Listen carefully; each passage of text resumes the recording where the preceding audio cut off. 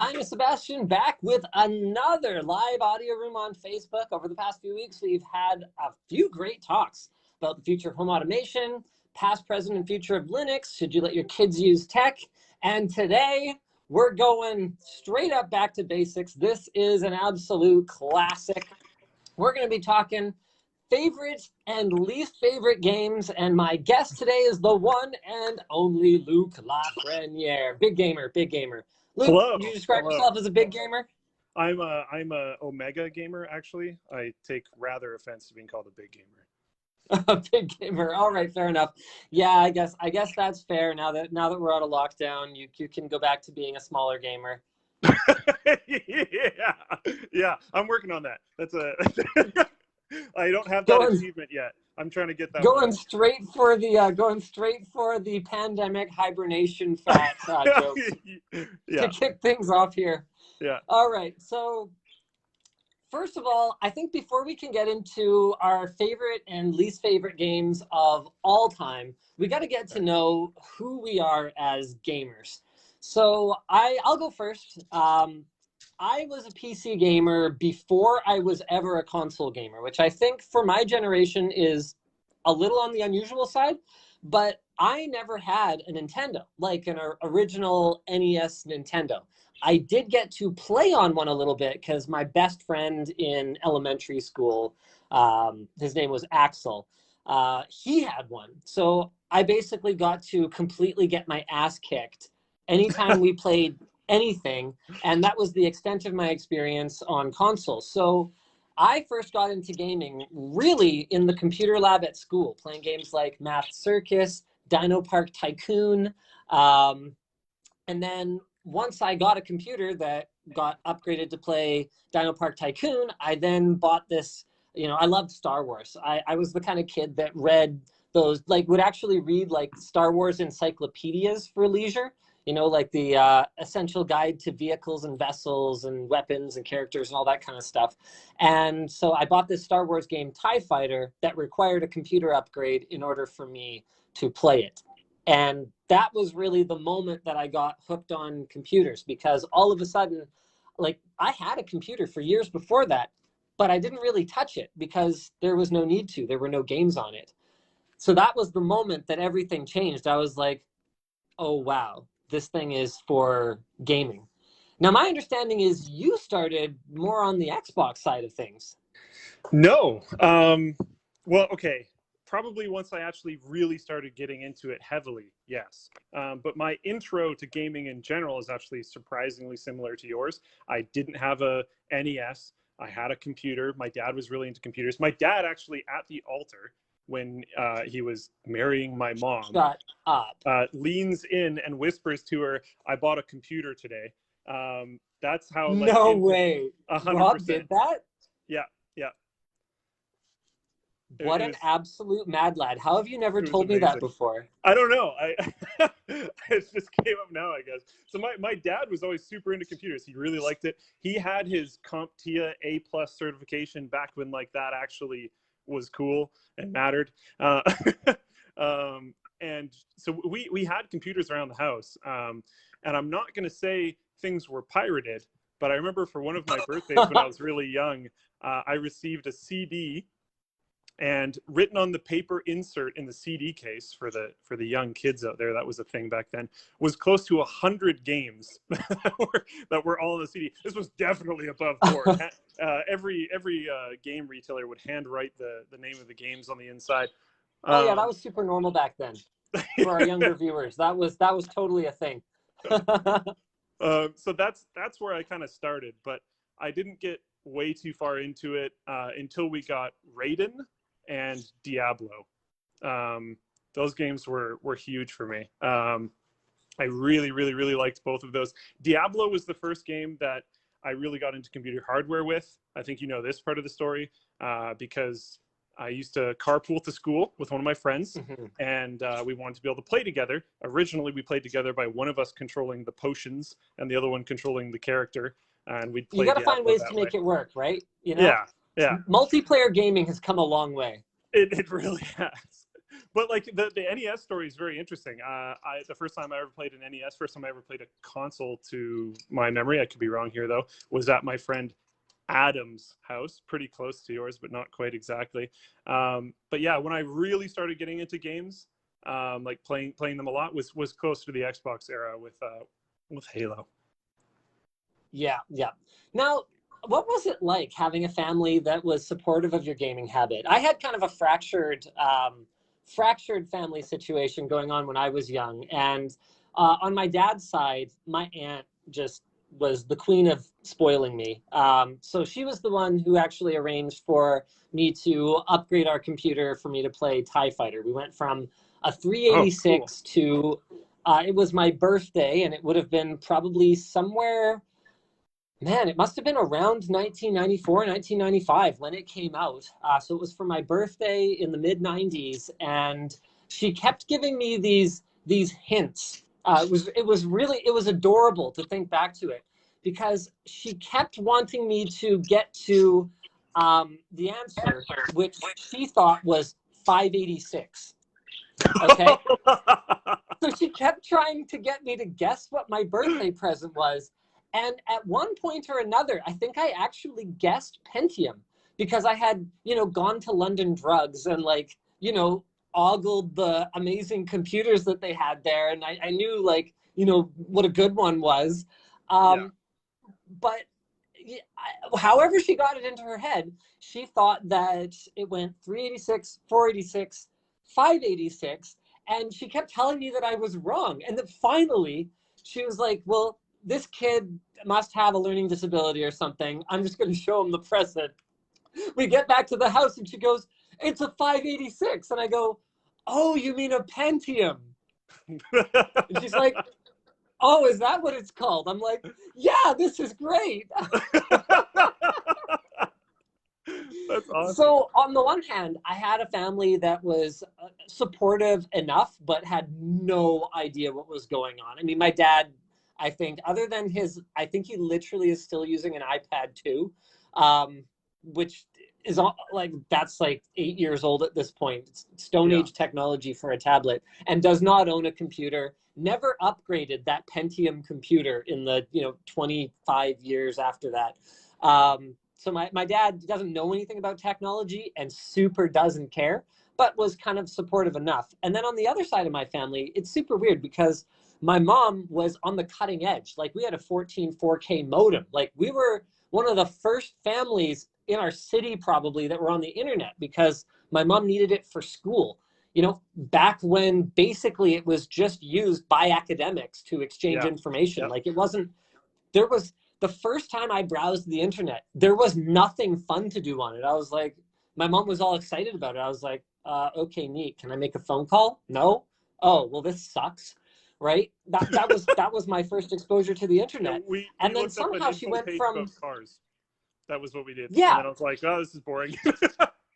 so somehow she went from being super into it, and even playing some games back when she had a Commodore 64, to kind of being against it, to the point where, like, they'd be like, what do you want for your birthday? I'd be like, this game, or this game.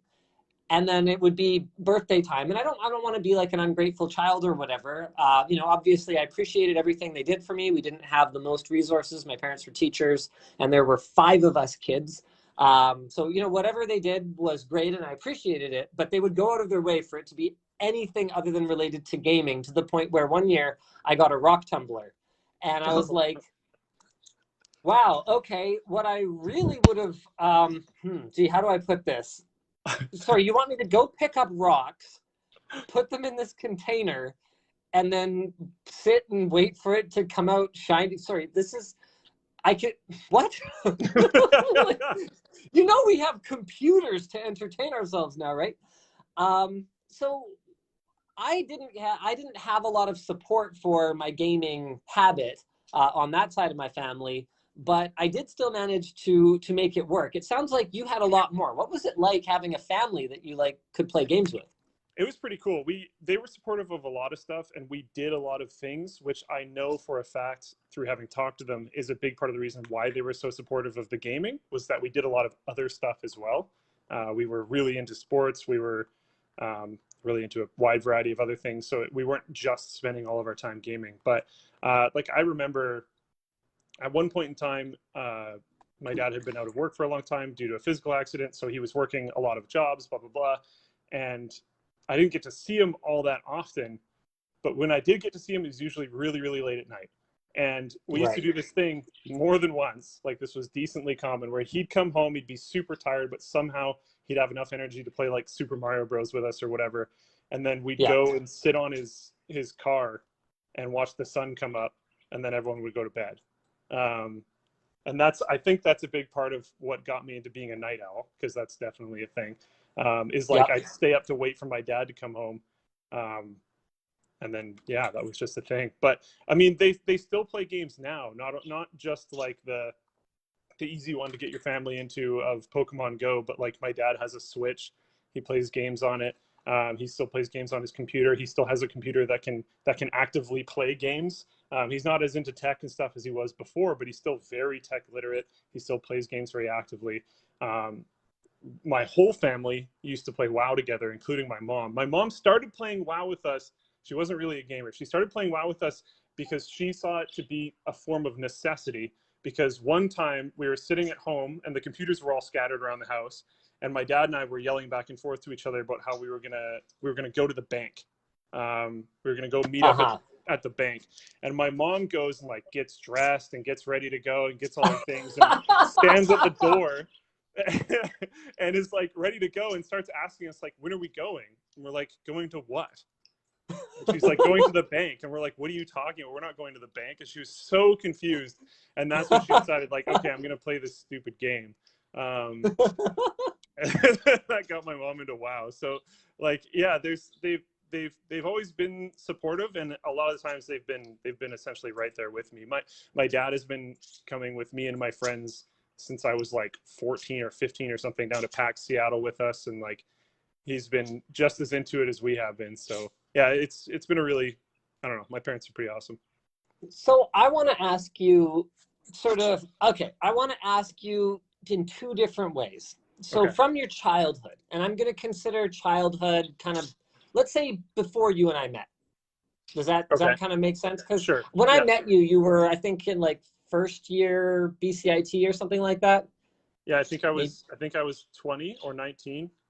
Something like that. Okay. Yeah. So I want you to, from your childhood, look back and go, what were your favorite games, both from like an individual standpoint and from a quality time standpoint? Because that's something that I think, our parents' generation, your parents were way ahead of the curve on. Like my family, for whatever reason, maybe just because TV's been around longer, my family was far more willing to go see a movie as a family or make some popcorn and watch TV on the couch together as a family. But gaming together as a family was not considered a family activity, and nobody was interested in it.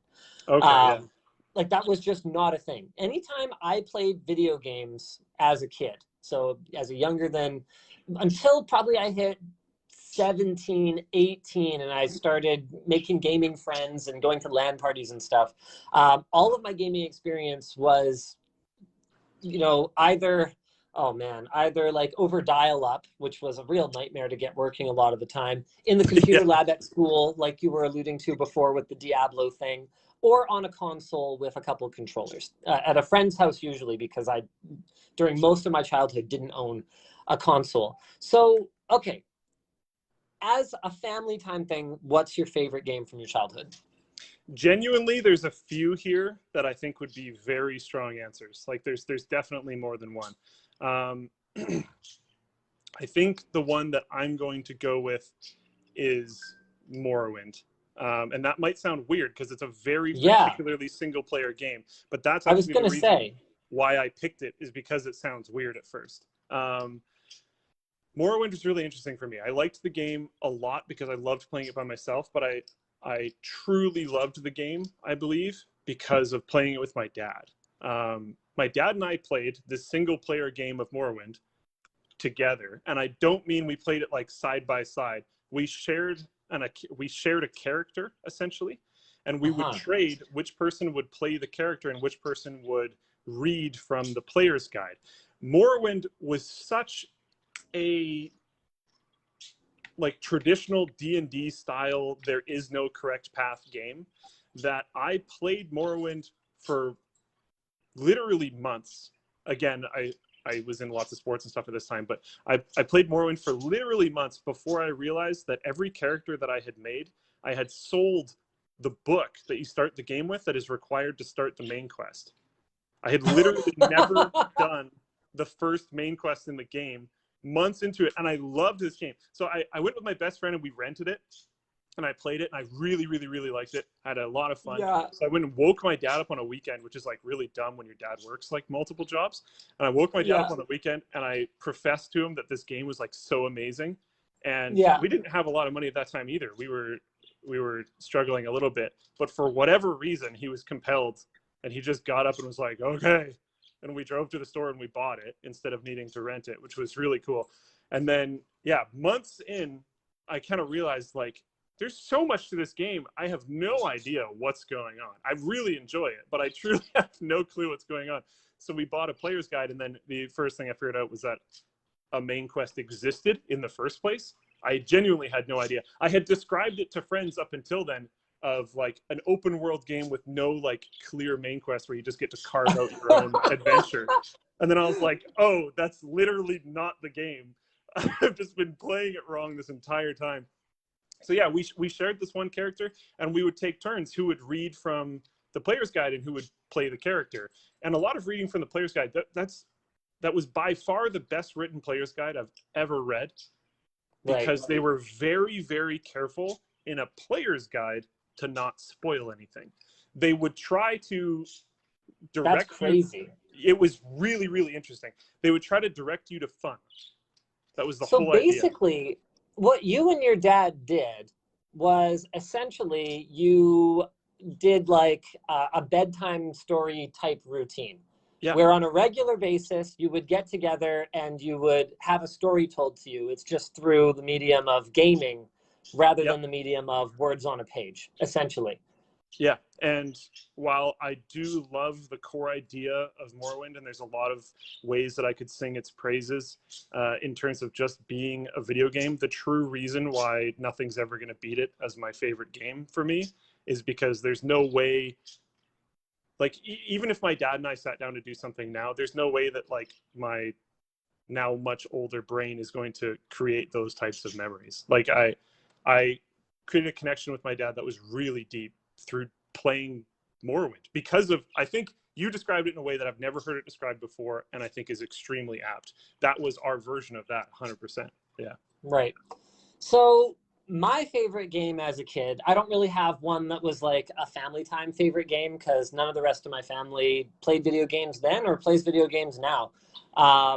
So I'm going to do my not family time favorite game as a kid, because you kind of segued me perfectly into it by talking about how you were playing Morrowind wrong. I could have said TIE Fighter, because I probably put more hours into TIE Fighter than almost any game until I hit my teens. And I started playing, I got really into like Warcraft 2, Diablo. Boy, did I ever play a lot of Diablo 1. But going back to like childhood, I think my favorite game, also because of the story, was Final Fantasy VI.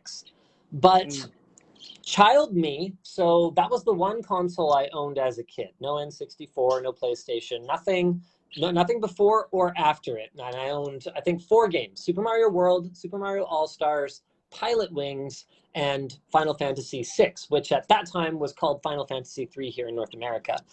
And what I loved about it was the story. Basically, there were these incredible characters that just kind of popped out of the screen to me.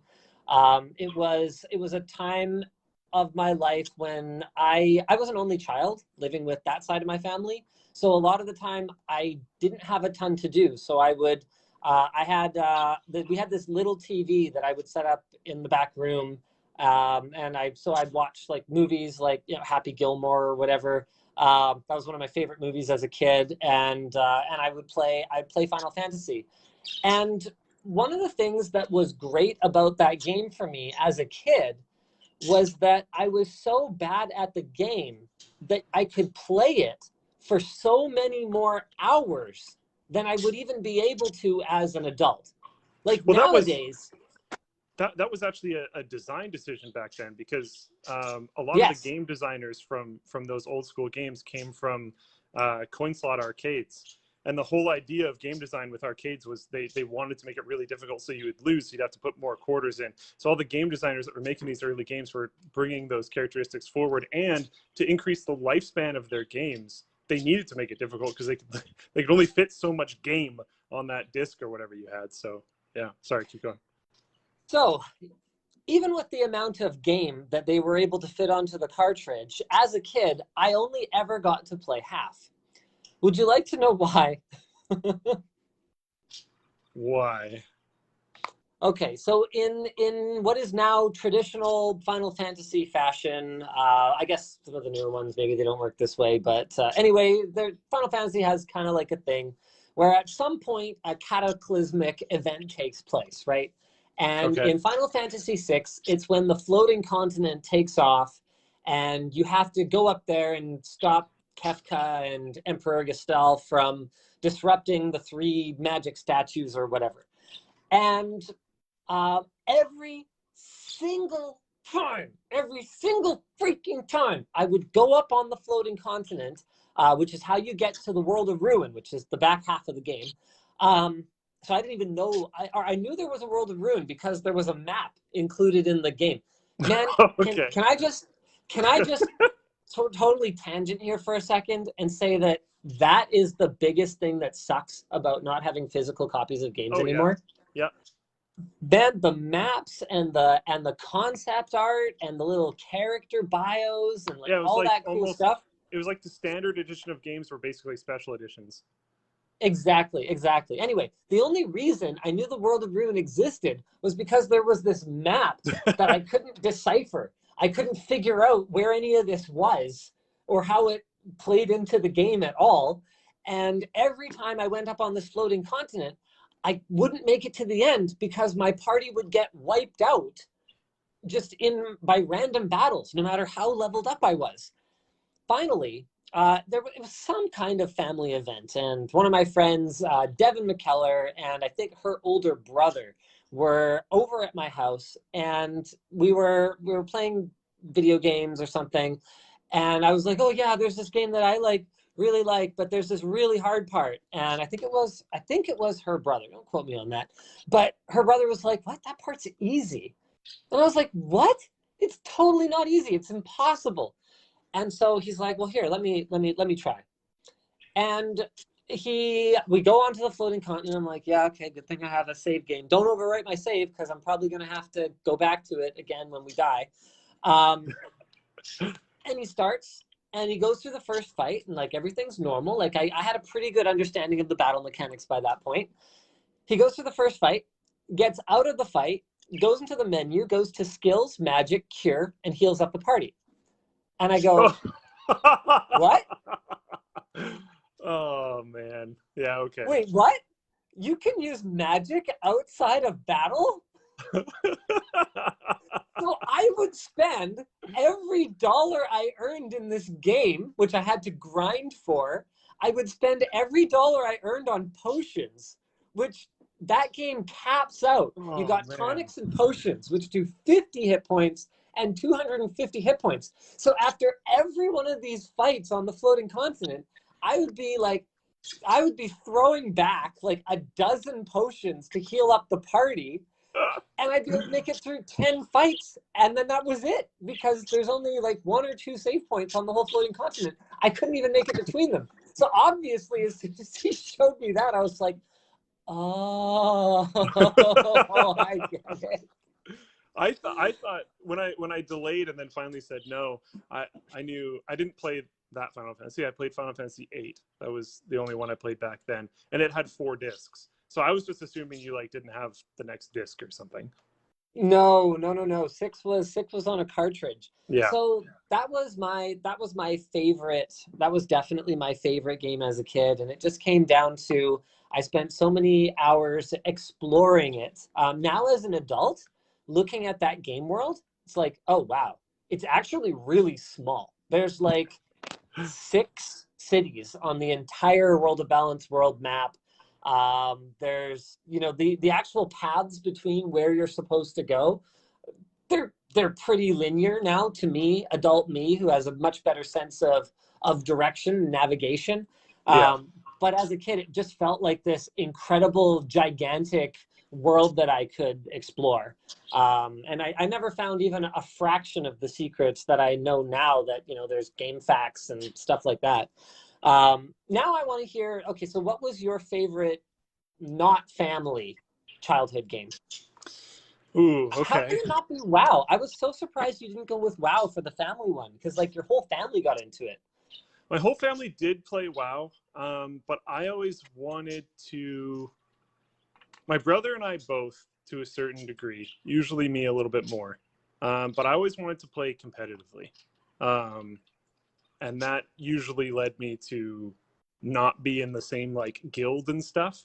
So while we played at the same time, we often didn't Wow. play together. Wow, what a terrible son. Imagine Pretty not being much. in the same guild as your family. Yeah, yeah, yeah.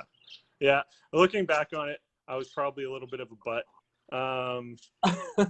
But yeah, like I like ran off and I was in for a very short period of time because our guild master had to leave because I should have every single time I think of this story, I wish I followed up and figured out what it was. But he had to leave because he got a big acting gig. Um, and like I wish I just knew what it was, but yeah, when I was that age, I didn't care at all. So I didn't follow up with it. I was just like, oh, I guess the guild's dead. Okay, I'm moving on. But yeah, we were like a top 10 U.S. progression guild, and I thought that was so Jeez. cool. And that's all I really cared about at the time. But yeah, Got that big nerd energy. All right. Okay. So, yeah, what was your favorite game outside of Family Time then? probably wow. Probably WoW. All right. Okay. Fair enough. There was I liked Halo 2 a lot. Halo 2 is definitely like way up there. I played a ton of Halo 2. Um, I really enjoyed glitching in Halo 2. I was a part of like a community of people that all we did pretty much was try to find new ways to break the game, break out of maps. Why don't Sword. you explain that? Okay, yeah. So something that my group kind of I'm pretty sure I know that we found it without outside help. I don't technically know that we were the first ones to figure it out.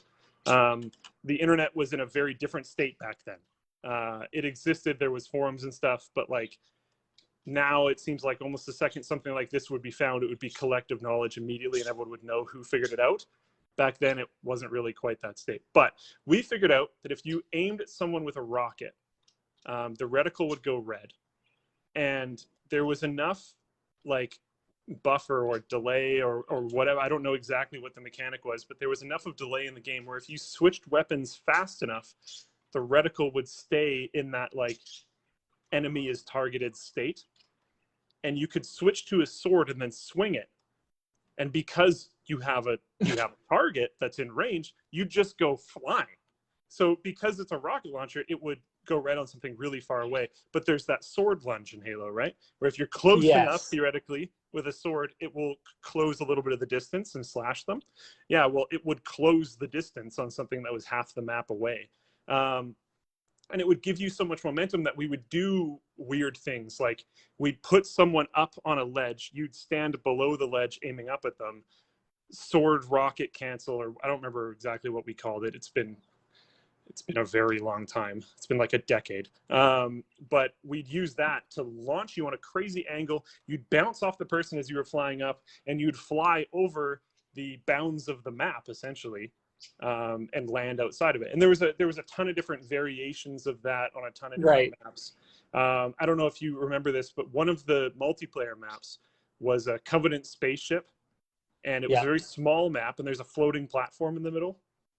Yeah. One of my favorite and stupidest projects that I ever did back then, because we just tried to like do anything weird we could in the game, was me and I think it was 3 other friends of mine spent a embarrassingly large amount of time waiting for grenades to respawn and using grenades to push these really heavy boxes up the ramps up to where that floating platform was.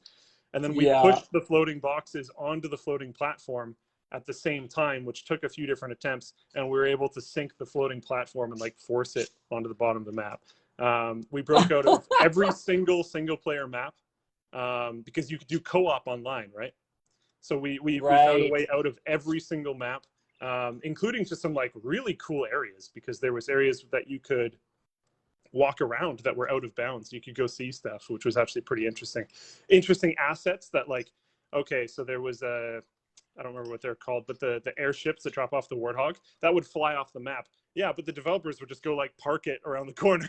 So you could go like find it again or whatever. I had a lot of fun doing that. Oh, that's great. If you guys are joining us right now, we're just talking about our favorite and least favorite games. My guest is Luke, and if you guys want to check out anything that you missed, this is going to be pinned to the top of the page at the end of the chat. Now, playing games the way that they are not meant to be played was actually where some of my favorite gaming experiences came from as well. And I want to, this is a topic that's not in my agenda today, but I want you to try to think, and I've got one that I can tee up while you get yours ready, but I want you to try to think of some of your favorite gaming experiences that you could never reproduce again in 100 years because the moment has passed. And so I want to kick it off with a story from when I was back in university, and there was a guy that I met actually around the same time I met my wife. His name was Paul. He was super cool, tall, like way cooler than me. It was good. If I just like was near him, it was like a good thing, right? But guy was a gamer, and it was either his family or one of his friends that had like a coach home type thing in the back of their house, but they had essentially converted, like it was like a gigantic garage was the way they used it, or the way maybe the previous owners used it or something, and they had converted it back into like a living space. So it was this gigantic, just open single room living space that they would use to have LAN parties.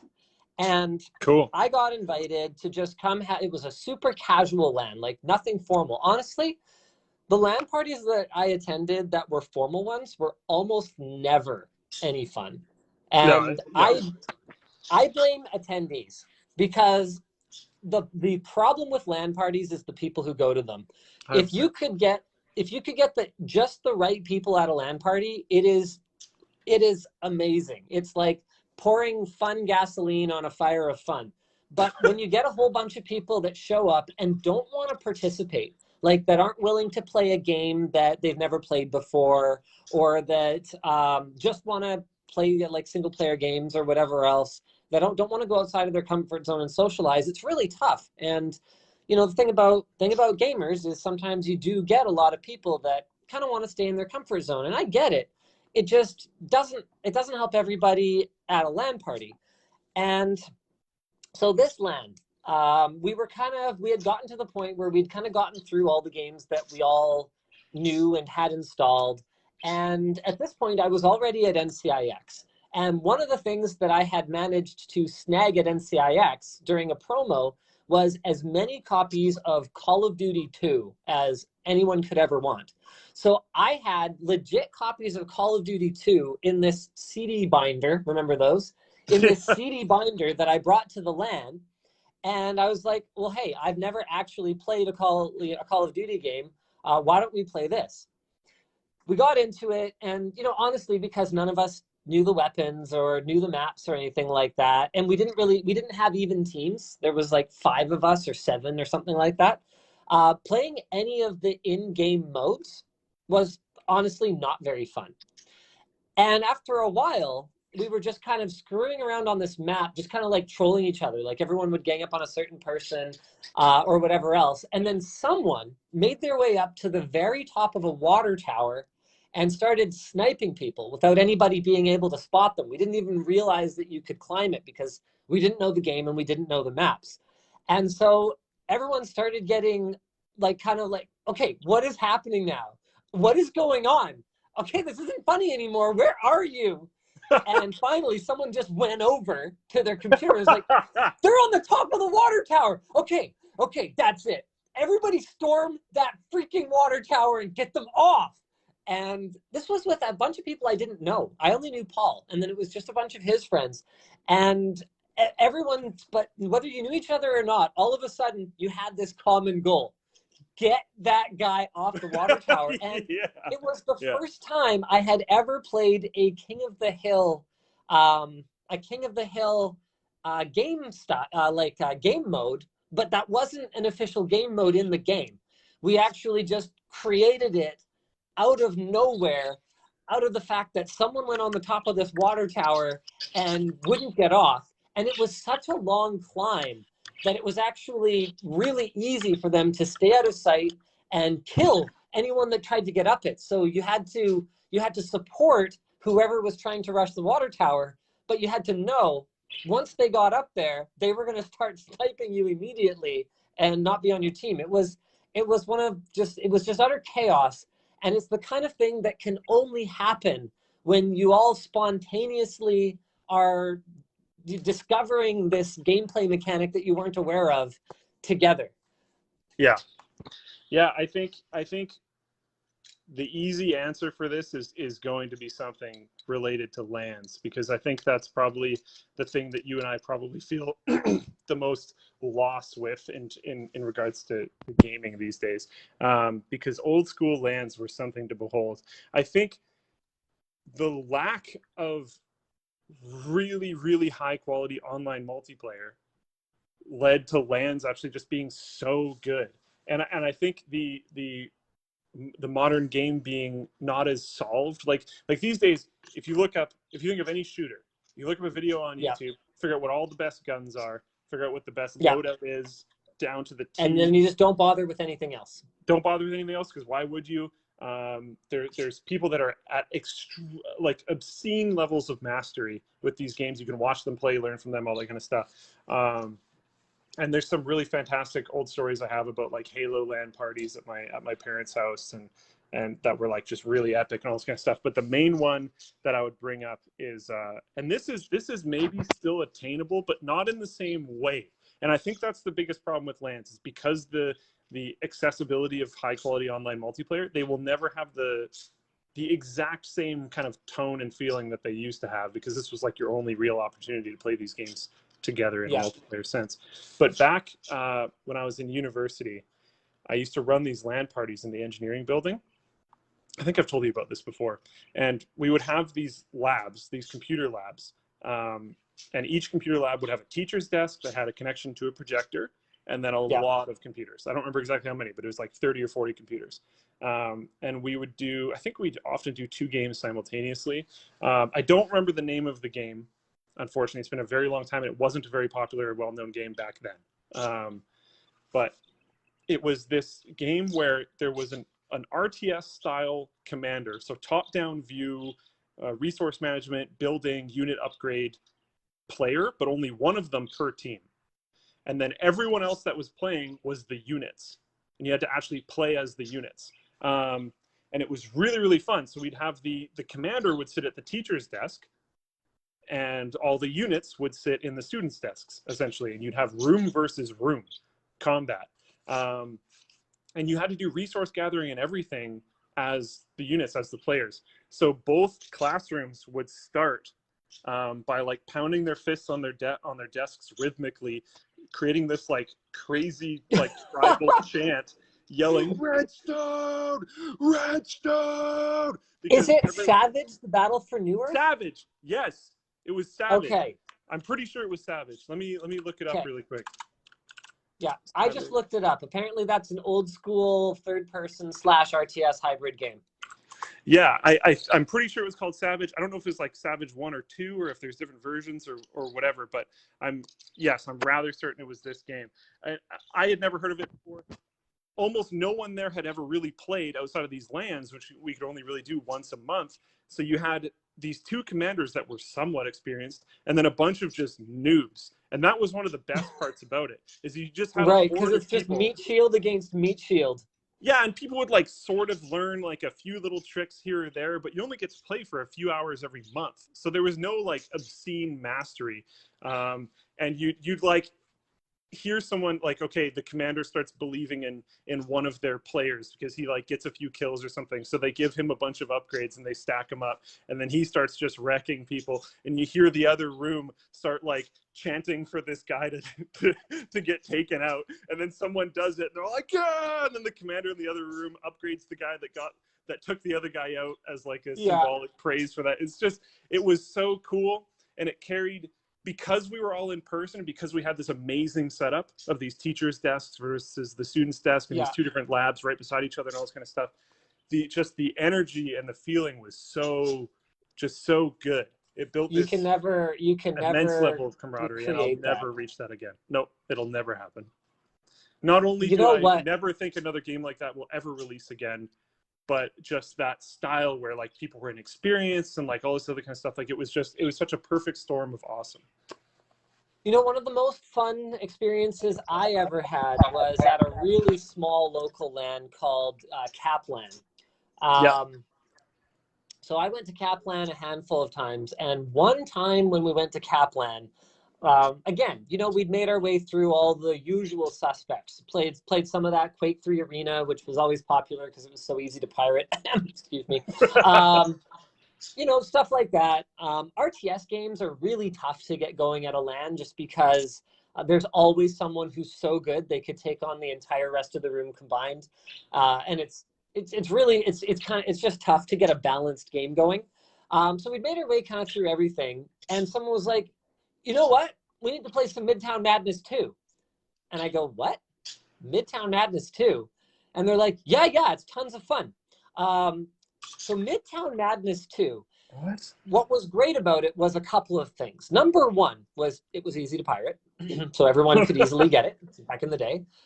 Number two was that it had a game mode called Cops and Robbers, where basically it was essentially like there's like so many little mini games that are like this, whether it's built into Mario Kart. There's a similar mode in Fall Guys, but it's like a possession game where you have to hold the gold. I don't even know if this is how it was supposed to be played, but this is how we played it. We called it Cops and Robbers. So you had to hold the gold, and you had two teams, and each team would try to hold the gold for some amount of time, and the timer would run up and you would win. I think, at least this is how I remember it. But the third ingredient that made Cops and Robbers and Midtown Madness so outrageously fun was how utterly broken the game was. Yeah.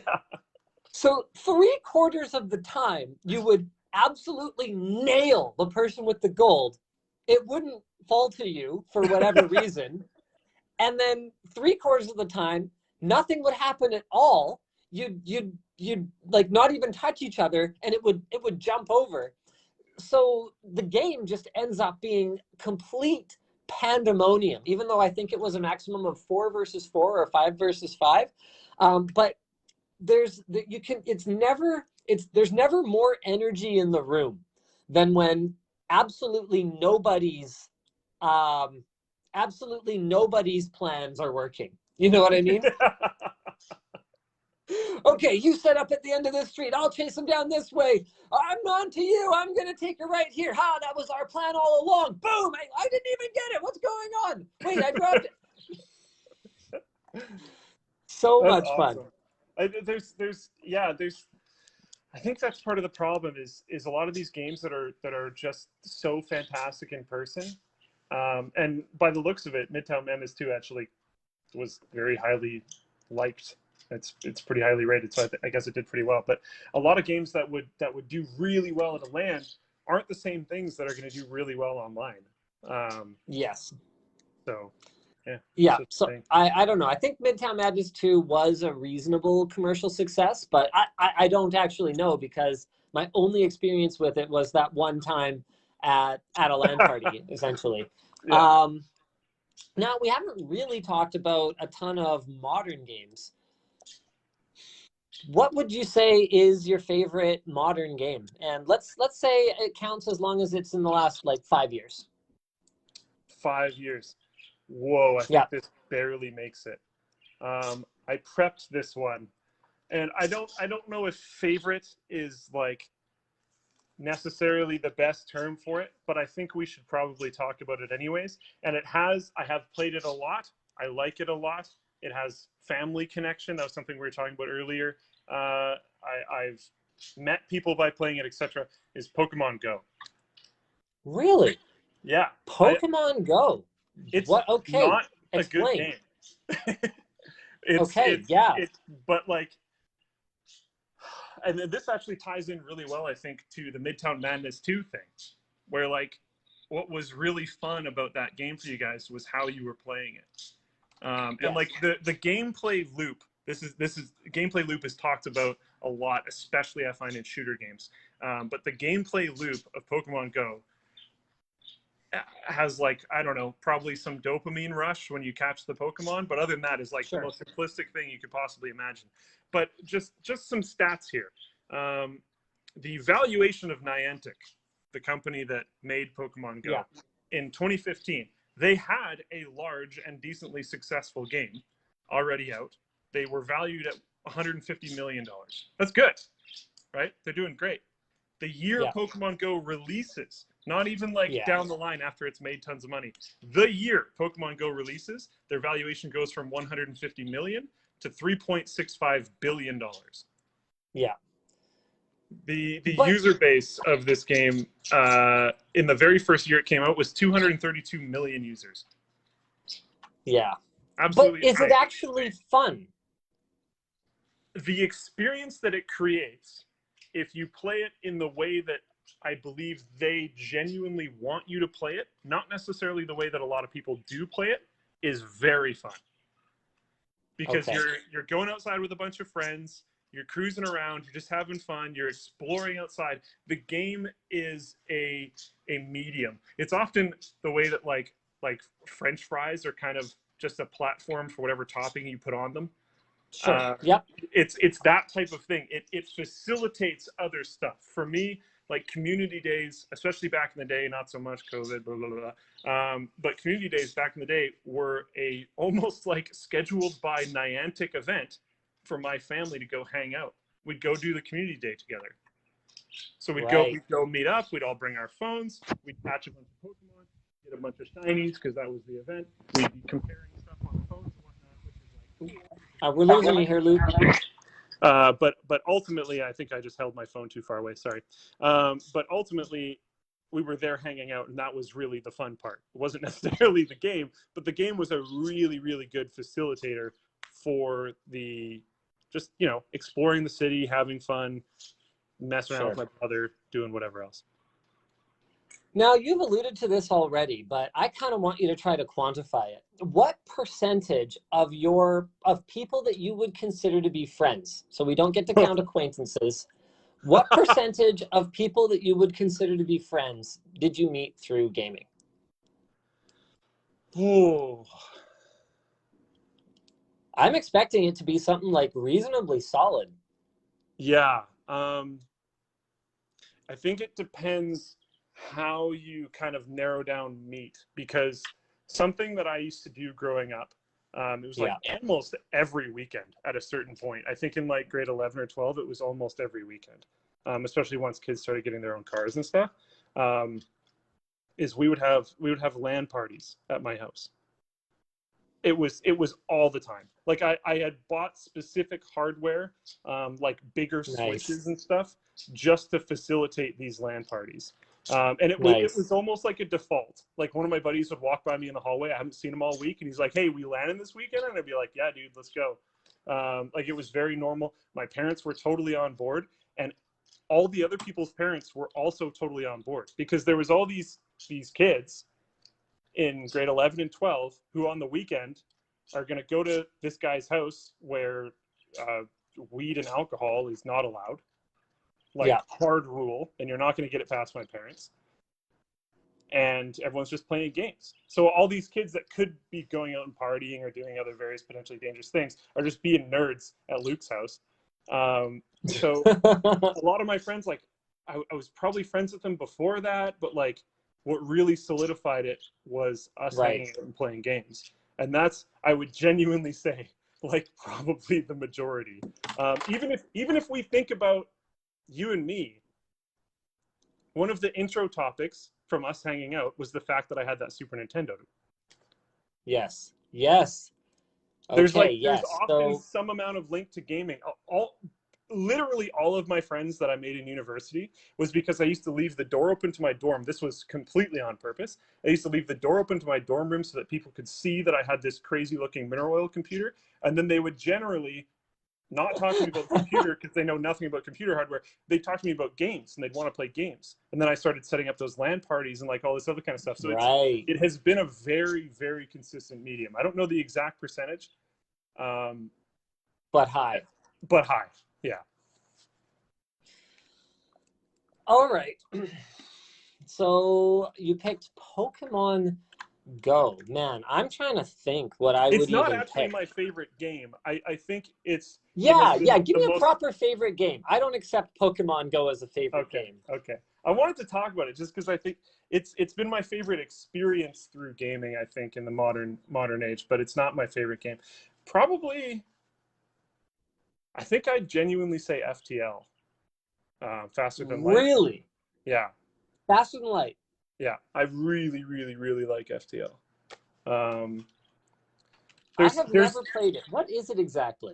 It's a roguelike spaceship like management game, I would say. That sounds terrible. That sounds like the worst possible sales pitch you could have for it. Do you like roguelikes? Have you really played roguelikes? I have never really gotten into roguelikes. I think roguelikes, for those of you who are not heavy gamers in the audience, roguelikes are games that are intentionally devilishly difficult, with the idea being that you learn how to beat them through trial and error. You could never possibly be expected to be skilled enough at the game to get through it without dying. Whereas, something like a Call of Duty game, if you're a good FPS player, you could probably beat the single player campaign without dying. In a roguelike, you will not, because there will intentionally be, a tile you step on that, boom, launches you out into space and you die a horrible, cold, freezing death or whatever. I have never heard of a single person who has beat FTL on their first try. It's like technically possible, but you'd have to be incredibly lucky and also very innately skilled. I think a big part of this is that I honestly don't like that many modern games. You're gonna be like that about it. I'm thinking back to other games, and like Apex is really cool, but like I don't know, I've had a lot of games I've played over the years that I like more than Apex. PUBG was really cool, but it was honestly a terrible game. I really liked Black Flag. That's a really old game at this point. I was a huge fan of the Fallout series of games. The most recent of which was one of the worst games to ever be released, so that sucks. I was a huge fan of the Elder Scrolls universe. That hasn't seen a new game since 2011. It's been a minute. Hey, modern WoW is an atrocity. That's a strong word. Tons of it's terrible. It's absolutely terrible. They're losing members hands over fist because it's just a horrible game. You have a subscription based game and you don't release new content for it for 9 months. Like, are you kidding me? Like, what a joke is that? I don't play retail WoW, and it drives me nuts. Like it pisses me off even though I don't play because I feel bad. Tell me how you really feel, Luke. It's so ridiculous. And so many modern games are driven by finances first and microtransactions and all these other types of things. And I know game developers that work in Vancouver, and I know at least one office. Right when you walk into the lobby, there's a very large TV, and the very large TV is a by the minute tracker of how much they're making off of their microtransactions in their game. That's it.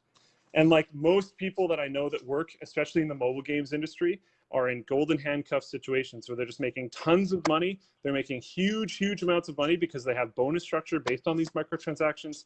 So Yeah. they're not going to fight against it. They're going to want to put those microtransactions in the game because they make tons of Yep. money, and they don't want to quit because they just make tons of money. And it is game design that is designed to make it so that you get hooked into the game, but then don't enjoy your experience, particularly because of something that they have built into the game so that you want to pay to overcome that thing that is frustrating you. And that is terrible and ruins a lot of modern gaming. And I'm mad. So a lot of my favorite games are older because they don't have those mechanics. There are good modern games. Some of them are from AAA studios.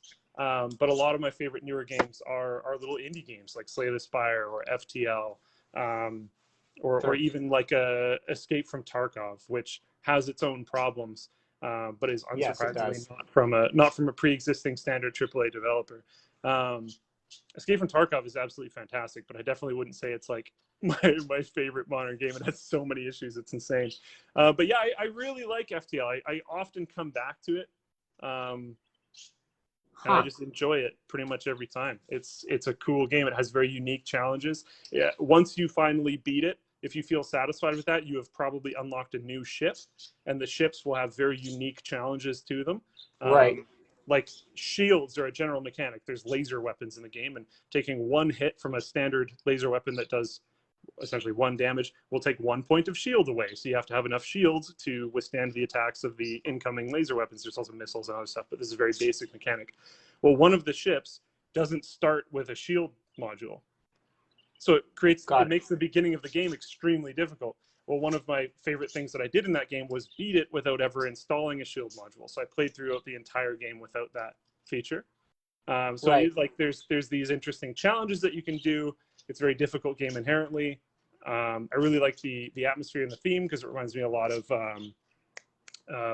Star Wars and wow, I can't remember the name right now. Browncoats, Firefly. Firefly, got it. Yeah. All right, the last topic we're going to hit before we close this out is what's a game that you just dropped? Just rage quit or just had to drop or just couldn't continue playing for some reason or another right in the middle of it. You're just like, I'm never picking this up again. I'm done. That's actually happened a fair amount of times. But I think probably my best answer for this, and I'm happy I'm able to answer this so specifically, is Middle-earth: Shadow of War. Have I talked to you about this game at all? Middle-earth: Shadow of War. Wait, isn't that that's not the RTS one, is it? No. And there's because two of them. The RTS was surprisingly good. It was actually a decent RTS, even though it was like Lord of the Rings themed. Yeah, so there's two of these games. There's Middle-earth: Shadow of Mordor, and then there's Middle-earth: Shadow of War. They didn't choose 1 and 2 because they wanted to be as confusing as possible. Middle-earth: Shadow of Mordor was a very good game, very solid first game of a series. You know, like it didn't feel really fully fleshed out, but they had really good ideas, and it was a fun game to play. I enjoyed that first game. The second game, Shadow of War, in a lot of ways, stepped it up in a really cool way. They built this system into it where there's these different tiers of orcs, like different ranks of orcs that were hunting you all the time. And you had to try to beat them, and you like, I don't remember all the exact mechanics, but you became more powerful the higher ranked orcs that you were able to defeat. And they were like bounty hunting you as you were trying to take over these strongholds and all this kind of stuff. It's really, really cool game system. I played Shadow of Mordor. Why did this not ring a bell to me? Yeah, Shadow of Mordor was awesome. Yeah, Shadow of Mordor was great. And Shadow of War in a lot of aspects was a direct improvement in like a really good and not even that common way. Like they got rid of the stuff that wasn't great. They included a lot of new stuff that was really, really awesome. But right from the beginning of playing the game, I sniffed something out. They had included microtransactions, and they were pretty in your face about it. Oh. But I could get through the game without it, right? And it was a bit of a gamer challenge, right? Like, okay, you can buy microtransactions that make you stronger, genuinely, in a single player game. Yeah. It also makes your like minion dudes stronger. But I'll find a way to do it without that, because anytime one of my minion dudes come under attack, I can go save him, and that makes him stronger. So I'll just play better and overcome this problem. but there was also a currency type in the game that you were constantly gaining. And I was like, I feel like this is going to be needed for something. And I looked up a little bit of stuff. I didn't want to spoil things, but I looked it up, and I read online like people talking about, oh wow, I don't have enough of this currency to overcome these challenges later on in the game. So my contest to myself was to never spend a penny of that currency, none of it, literally ever. And I was just going to overcome everything with skill. So I didn't. Right. I saved every single piece of that currency. I never did any microtransactions, all that kind of stuff. There's 4 acts to this game. I think there's 4. There's maybe 3 or something. I don't know. I'm going to go with 4. There's 4 acts to this game. You go through it. I'm having a lot of fun. I'm really enjoying it. I'm streaming the whole thing. I get to the 4th act, and it's just these massive stronghold sieges. They are attacking you, and your defenses are bad. Really, really, really bad. And you can't be everywhere at once. So you got to upgrade your stronghold. You got to make it better. And you got to make it better through either microtransactions, which are really easy, or by spending this currency. All the currency that I saved throughout the entire game was able to get me through like a few of them, and then I was completely broke. And I streamed it, and I'm not going to say I'm the best in the world or anything, but I was gaming. I was really pushing it because this whole time I wanted to do this challenge thing, right? So I was like really trying. And I just couldn't be everywhere. The problem was like I would wreck some group of dudes or wherever, but then by the time I could get to the other place, this side had pushed through really far, and then I'd beat them and try to go back to the other side and push through really far, and I just couldn't keep up, and this dread started coming over me of like, this is what they want. They sucked you in with the first few sections of this game that was really fun, and now you really want to finish it. But what if you just bought a little bit of defenses? Way to do that is microtransactions. You could go farm for hours like you did for potions, but it would be like completely unreasonable, right? So I dropped the game. And I will give them a little bit of credit where there was what felt like a pretty satisfying ending at the end of that like 3rd act or whatever it was, but there was still more game left. No matter what happened, there was still more game left. They put this into the game, right? So I dropped it right there and never came back to it. I got malaria. That was the most angry I ever was about just dropping a game in the middle. I think the thing for me now as an adult, wait, is that the name of the game or what? No. Far Cry 2. So the thing for me as an adult, now that things like Humble Bundle exist and Steam does their crazy sales a few times a year, is individual games are cheap to the point where I don't really feel married to them, you know? Like I buy a game, and if I never play it, it's like, yeah, it's not the end of the world to me. Whereas when I was younger, when I bought Far Cry 2, I loved the original Far Cry. And I knew about all the drama where Crytek had absolutely nothing to do with Far Cry 2, and it was Ubisoft and a completely different developer was working on it. But I was a tech geek, and I knew that, I forget what it's called, Dunya engine or something like that. I knew the engine that they were building for Far Cry 2 was like really high tech, and I was excited about that. And, you know, Ubisoft obviously put a ton of resources into it, and I got into it, and I was like, I didn't even read reviews because I wasn't really a review reading gamer. I was like, I just, you know, buy stuff that kind of looks interesting to me. I wasn't that sophisticated yet. I'll say that much. I loved Far Cry, so I was like, I'm going to buy Far Cry 2.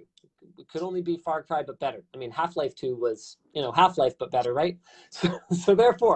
So eventually I was like, oh man, this is a grind. You just you go up the road getting attacked by absolutely anybody, no matter who you're aligned with or who you're doing a mission for or whatever. Even people who would have absolutely no way of knowing you're an enemy or any reason to attack any random Jeep going up the road. These enemy encampments respawn like instantly all the time and are just tedious bore to fight your way through. But I was going to beat this game. I was like, screw it. I'm not even having fun, but like, I'm just going to beat this game. I didn't have anything else to play. I think I had recently played Fear. Excellent game, man. I need to go back and replay that. What a great game. I never played it, but everyone that I know that played it has told me that I should go play it. So Yeah. It was excellent. You should go play it. Yeah. So anyway, Far Cry 2. One of the mechanics in this game is that the whole time you're trying to chase down the big baddie who like gave you malaria or something. I can't remember. I haven't touched it in like 10 years because it sucks. It's a bad game. But anyway, if you don't take your like anti-malarial pills, then you like your malaria meter goes too high and you die. So at some point I get like blockaded or like forced off a road or something, and I'm out in the middle of nowhere, and I'm low on health, I'm low on resources, and I don't have any anti-malaria pills. And because of autosave, thank you very much, that's the only save I have. Oh. So basically, what happened was I ended up in the middle of nowhere with literally not enough time before I would die to get back to where I could get the medication I needed, and no way to reload a previous save point.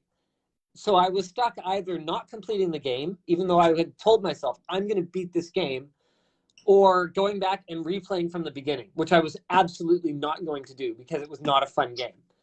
And I was like, forget it. Rage quit. I'm done. I'm out. This is a broken game, and I quit. I won't do this. And on the subject of quitting and not doing this anymore, hey, that's the end of our live audio room here on Facebook today. But I'm not quitting for good. We've got our next topic coming up. I'm going to be chatting with James Pryor about is x86 doomed. So guys, you're going to want to go check out some of the previous ones. They were all actually excellent so far. We've had great quests, great guests like Wendell from Level 1 Techs, Quinn from Snazzy Labs. We had the one and only Brian the Electrician on last time around. This one's going to be pinned at the top of the page, so you guys are going to want to go check that out.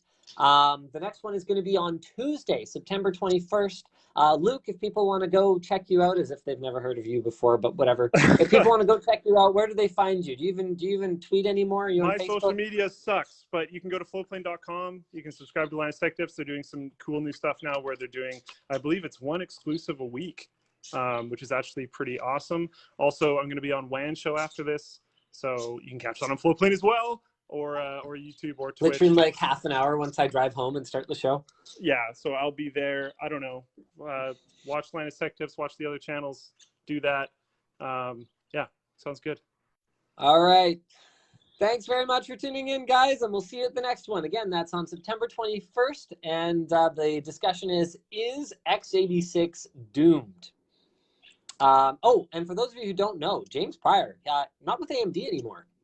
So he's at Sci-Fi now. So he's going to be talking up some RISC-V. I'm pretty certain of it. All right, later, everyone. Bye.